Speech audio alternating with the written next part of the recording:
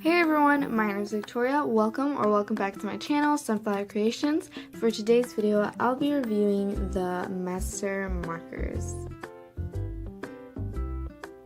So these markers have to be the most cheap and inexpensive alcoholic base markers with a brush tip. But there are some cons to these markers, which I will get further into the video. But for now, let's talk about pricing. So the set that I have here is the 24 set, and it is all the skin tones, and it cost $30 for 24 markers, and that's $1.25 for each marker, so that is a great price. The 160 pack, I think it costs $140, and each marker would round about to $1.14. So it depends on the pack, will vary, how much money you will spend on each marker. So I think for the 160 pack, you don't really know the markers that you're getting, but for the 24 pack, since it comes in like a box, it'll show you the markers that you're getting. So I got this off of Amazon, I think a year ago, maybe a little more or less, I don't remember, but these markers, I haven't used them as often, just because I got new markers, which are the Blick and the Copic, so I definitely use those more. But for this video, I'll be comparing them to the Blick and Copic to see how much different they are, and if these are a good marker to purchase as a beginner, or even as just a regular alcoholic based marker user. So firstly, I'm going to be comparing the marker with a Blick Studio and a Copic Chow. I don't have a Copic Sketch, but Copic Chow and Copic Sketch, they're basically the same. The only difference is how much ink it will hold in the shape of the marker. So I'm going to try inking first. So here I have a Sharpie, and I'm just going to make a circle, some lines, and then I guess I'm just going to write Sharpie. Then I just have a regular ballpoint pen, and I will do the same thing. And finally I have a micron, and I'll just do the same thing. So now I'm going to do it 3 times for each marker. Okay, so I finished, and now I'm going to first try it out with the Copic marker. So here is what it is with the Sharpie. So far, I don't see any bleeding,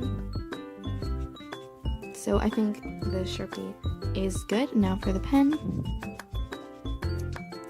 there seems to be just a little bit. I'll show you here.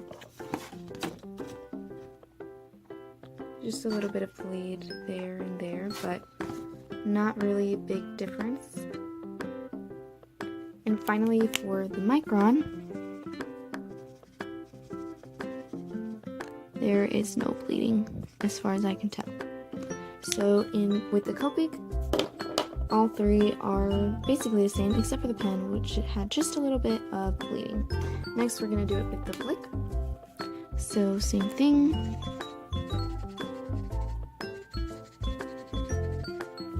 So I don't see any bleeding with the Sharpie. Now continuing with the pen.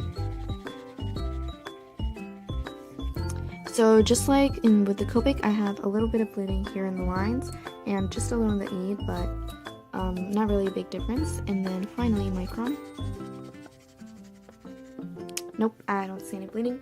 So now finally for the master markers, I'm going to try this color right here. So for the Sharpie, well, it's a little darker, but that's okay. So that's it. I don't see any bleeding so far. Oh wait, I don't know if you guys could see this. Wait, maybe I'll try it with the lighter color. There's like a little bit of bleeding going on. Here, I'll try it with the lighter color. Oh wait, see, it's coming in. It's like spreading out the Sharpie, and it just, I don't know, I feel like with the Sharpie it wouldn't be the best option. So continuing on, we'll do the pen. I don't see much bleed there, and then with the micron, not much bleeding. So for the bleeding, I guess. I wouldn't recommend the Sharpie because it is definitely giving off some like spreading texture with this swirl here. I can't really get it really good on camera. Let me see if I'll get a lighter color. So I did again with the lighter color, and definitely I got a lot of bleed here and just a little, and also with the pen. So it could be the marker, but I don't know. This is just what it is. So those are the inking results, and now I'm going to compare the nibs.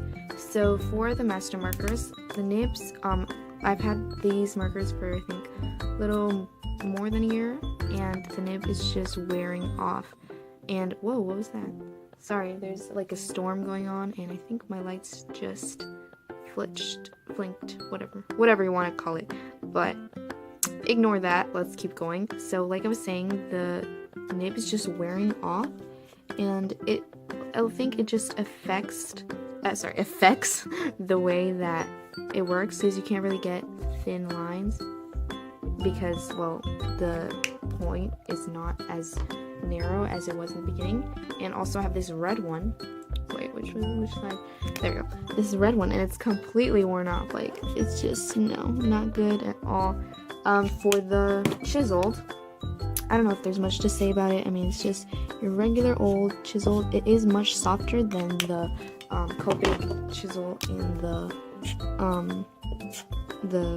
what is it? The Blick.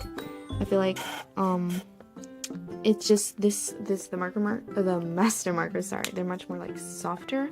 For the chiseled side, definitely in the brush, the Copics are much more flexible and they don't wear off. I feel like you could get really, really thin lines, as you can see, whereas with the master, this is the thinnest that I could go because the nib is just really, worn off. And then for the Blick, the same thing. They're very flexible. I think these are much more flexible than the Copics. It's not a really big difference. It's just, a little more flexible, but they work very nicely. So those are the comparisons. Now for the markers themselves, they are very, very long compared to the Blick Studio and the Copic. As we see, the Blick Studio and the Copic Chow are roughly about the same size. I'd say that they are the same, but the master markers, they are way taller, and longer. So it's like a cap taller, I guess, and so it's much more harder to store them, I guess, whereas the Copic and the Blick, you can find a nice place to put them, and also the pouch and where you keep them, it's much, smaller too, so less, I guess, space and more convenient. But the master markers, they're very long and they're black, so I prefer white colored markers, or, a lighter color, because it doesn't really feel that professional, even though, it doesn't, affect the marker quality, except for this marker, it's not the best quality. So either way, this feels like a rubbery texture, and the labels are, printed and on a sticker and then placed on here. If you can see, it's like a sticker that they have. The caps do not fit on the other side, so you will probably lose your markers. Your marker caps. The Blick, they don't fit either, so that's kind of a downfall for the Blick. For the Copics, they fit very nicely. So I'd say that these markers, they're just, I guess the quality is not that good for the, marker themselves and the outside appearance, I guess. Let me see what else. Also, okay, so the only way you could tell which side is which is by these little prints, and Blick and Copic also have it, as you can see, but in Blick they have this little indent that tells you which side is the chiseled, and in Copic they have this little gray, I guess, spot that shows you which is the brush. So I think that's, I guess, important, and since this doesn't have it, each time you have to look at it and then draw or whatever. But yeah, so those are the markers.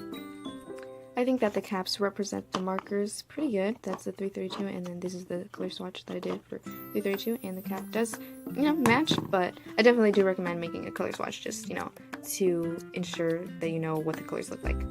So now I'm going to try to blend these markers, see how they work out. So firstly, I have this color, and it is Cappuccino. So I'm just going to place this on, and then I'm just going to use this one, and this is dark yellow. And we could see that it blends pretty nicely. So this is the, I guess, color originally, and then this is where it blends, and then this is the darker color. I mean the other color, sorry. And I'm gonna see and try to blend it with a darker tone.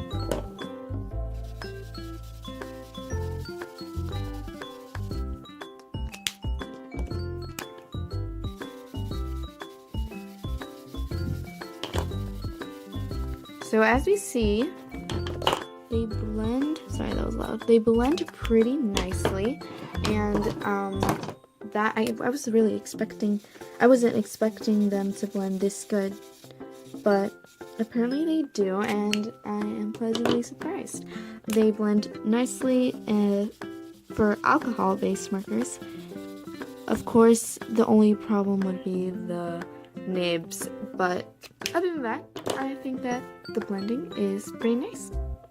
So guys, I really hope you enjoyed this video. If you did, don't forget to subscribe and give it a thumbs up because that helps me out a lot. And anyway, I'll see you guys in my next video. Bye!